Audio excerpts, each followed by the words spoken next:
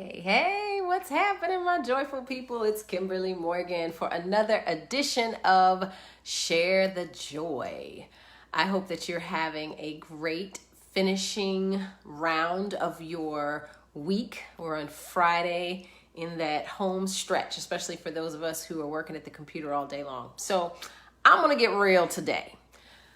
I go every year around my birthday. This is my birthday month. Thank you very much. I'll be 44 years young, not this coming Monday, but the next Monday, the 26th. And I always go to get my blood work done and figure out where my numbers are and what's happening with my body. So this year I found a great doctor first time. He digs a lot deeper into things. It's not just the high level stuff. So on the high level stuff, if I went to a normal doctor, they would have said, Kimberly, you're in perfect health. Everything is great. Well, he was looking at my numbers as far as trends were concerned. And he's like, we're trending in the not so hot direction with your blood sugar. And I was like, I don't eat a lot of sugar. And I know that, I know different things as a health coach, but there's always, we can have our surprises, right? So I realized that my A1C numbers were not where I wanted them to be. So I said, you know what, we're going to figure out what the root of this is. And I think the biggest thing for me, hey guys, it's good to see you. Susan, yes, it's good to see you. And Juliana, I believe, hey. So when I went and I saw that my A1C numbers were tracking towards prediabetes, now they're not close there, but they're tracking that way if I continue what I'm doing. I said, I eat a lot of dried fruit. I eat a lot of fruit. I'll also eat a lot of plantain chips. Those are like my snacks. I'm not a donut. I don't eat Twinkies. I'm not like sugary drinks. I drink water pretty much. If I have anything, it's kombucha. But what happened was when the pandemic hit almost 6 months ago or whatever, I stopped taking my dance classes and I stopped lifting weights extensively. So I was walking. Remember, I don't know if you guys remember, I had that SI joint pain and that put me down. And so my physical activity changed, but my consumption of fruits and starchy vegetables didn't. I don't eat a lot of carbs either. Like I'm not a big, potato girl and rice. I eat rice occasionally, but it wasn't a lot. So I was realizing that my exercise was off, but I want to help you understand a few things about your A1C numbers, but also want to help you understand what you can do with food to keep those insulin spikes from being so high. Because you know me, I'm going to research it and I will come back and report to you when I have my blood work done again if these numbers have gone down, and I'm going to tell you everything that I'm doing. So I want to make sure that you all are aware so that you can help yourselves. When your A1C is trending up more, ask yourself, am I sitting a lot? Sitting is the new cigarette. It is really bad for our health. So one of the things you want to do is weight train, not just cardio and walking, but actually weight training, because your muscles need that sugar to actually, for energy, right? And to absorb and be functioning for the development. Even though you need amino acids and the protein, you also need sugar for that energy. If you get too much, it stores it as fat. But the more your muscles burn, the higher you bring up your metabolic rate, because once you lift weights, even when you stop, that recovery is still working and still using the sugar. So don't just be a cardio queen. Don't just go out and walk. Do some resistance training. Hey, Heather, good to see you. Hey, Erica. So that's really important. The other thing is watch your fruit intake. Now, while fruits and vegetables are extremely helpful for the body, antioxidant wise, it's helpful, it can spike insulin. So if you're going to eat, let's say we become smoothie queens, right? And juice queens, and we go to the juice bars and we feel all healthy and, I'm getting this in. But if you're not drinking like completely green juice that's not sweet at all, you are still spiking your insulin. So to help with that spike, so it's not so big, you want to couple it with protein and a healthy fat. So if I'm making a smoothie now, I no longer just make my smoothie with my protein powder and, maybe a quarter of a banana and a handful of strawberries. Let's just say that's a simple one I make. I now put in a quarter of an avocado. So I have the protein, the fat, and the carb. 3 things together. When you eat all of your fruit, so if you're going to eat, let's say an apple, couple it with some almonds, couple it with something that is a protein and even a healthy fat if you can, so that you're not getting that huge spike. Okay, trying to figure out what else I have here.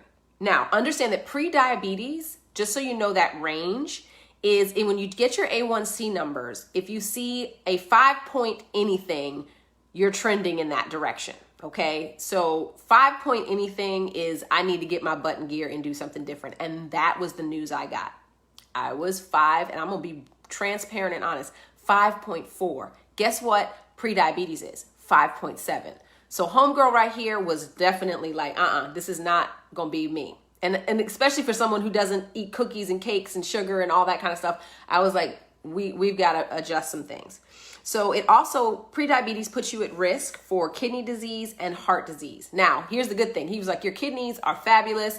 Your heart is wonderful. Your triglycerides are almost non-existent. Your cholesterol is fabulous. So I've got all kinds of good stuff going on. But this was, for me, a big shocker. And I know that it had direct effect with me not exercising as much, even having that injury, and not weightlifting like I should. Now, I got this news on, was it Friday of last week? I have been in the gym and working out in my home gym with weights every day since, walking 3 miles a day. So when Kimberly hears something, she switches. You guys understand, don't let your health have you out here looking crazy with, COVID. You got to figure out what to do. And maybe I love working out at the gym, even though I'm not going back yet. I'm going to figure out a way. All right. Y'all I cannot stress it enough. Don't just say, oh, well, I'm not quite there yet. Get your tail in the gym and do what you need to do. Hey, JJ, what's happening, Janora? And what's happening, Brandy? So good to see both of you. So please, by all means, everything, like I said, is great. Otherwise, I feel healthy, all of that. But I was like, all right, you got to get your butt working out more. Now, here's the deal. I found a great app called Fitbod. And yes, it does require a fee, but I pay $50 a month for my gym. It's $50 a year for pretty much $59 or something like that a year. That's minimal. And then I found a stretching app. I also am a person who I like somebody to just tell me what to do so I can get in and get out. And I like some variety. And that's what's great about it. Now, these people, Fitbod, I get nothing from them. I just wanted to share with you how I'm getting myself doing a routine every day. And it gives me what I need to do. I get in and get it done. I love the fact that you can tell them the equipment that you have and find stuff. So get yourself going. Also, if these are some signs of prediabetes, if you don't have your numbers. Number 1, I love that you use the walking app. I just saw that fitness. That's great. So feel thirsty all the time. That's something that's diabetic in nature. If you feel like you have to use the bathroom all the time, if you're feeling extremely fatigued, and if you have blurred vision, those are all things that can be, signs that your blood sugar is too high. And diabetes, type 2 diabetes is not something that you can't prevent. It's really diet and lifestyle choices. And like I said, I've never had this issue ever in my life before. I do attribute it to the whole world going upside down. My eating never really changed. I was always eating something healthy, but my activity level did. And so now I'm changing the adjustment of when I do eat a fruit or a sugar, I'm going to couple it with a fat and a protein, and then also making sure that I'm getting back to my weightlifting. Also, fasting glucose, like in the morning, if you guys don't have it, you can buy them at the drugstore. It's like for those that have diabetes, you can buy a simple glucose test and you can take your blood sugar in the morning. And if your fasting blood sugar is over 100, that's cause for concern. And so it shouldn't be that. And so that's one of the ways that you can daily kind of see, how am I doing and how is my body regulating the sugar that I am taking in? Also, if you notice that you're getting, as ladies especially, fat around the midsection, which I did. I gained more weight around the midsection, and that is basically your cells have become resistant to insulin. So those are some things to think about. And women are over 45 are more likely to develop type 2 diabetes. I'm 44. Like I said, I'm not going down this path, y'all. Blood pressure is up. That can be another factor. If your LDL and HDL. If your HDL is below 35, you're at higher risk, and your triglycerides are over 250, you're at higher risk. So my triglycerides were non-existent. They were like 35. So I'm great with that. And I definitely have great HDL. So I'm happy about that. So none of those factors. Here are some of the things that can affect you. Sitting too long, genetics, gestational diabetes, and sleep issues. Those can all contribute as well. So some of the things that you can do, and we're going to talk about these in more detail next week. I don't want to spend too much time. I like to get you guys in and out. Losing weight, eating protein, fiber, and healthy fats.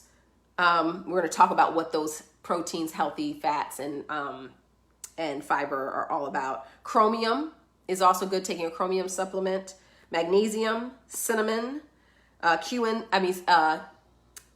Q10. Coenzyme Q10 is important, and also ginseng. So we will go and break those down more and more. Okay, somebody says that it's a HIIT workout plan, and also think that we age and our metabolism hormones change and it increases. Yes, all of those things. I can't see more because I'm on my phone, so I'm sorry, Brandy. But what you're saying is right, and I know you're also an IIN grad and you study these things. There's a lot of factors coming in for women. We have to take control of our health, men as well. If you see something in your numbers and it's even borderline to what the range is, and you're like, wait a minute, I don't need to creep into that. Take control of yourself and do what you need to do, because we only have this one body. We need to treat it well. We need to have all of the energy. We need to make sure that we are not selling ourselves short for what we have to offer in this world because of sickness and disease. All right. So I keep it real with y'all. If I got a problem, I'm not going to sugarcoat it. Yes, I am a health coach. Yes, we all have things that we go through. I had no idea that this was even going to be a flag, but now that I do, I'm doing better, and I'm going to teach you about it as well.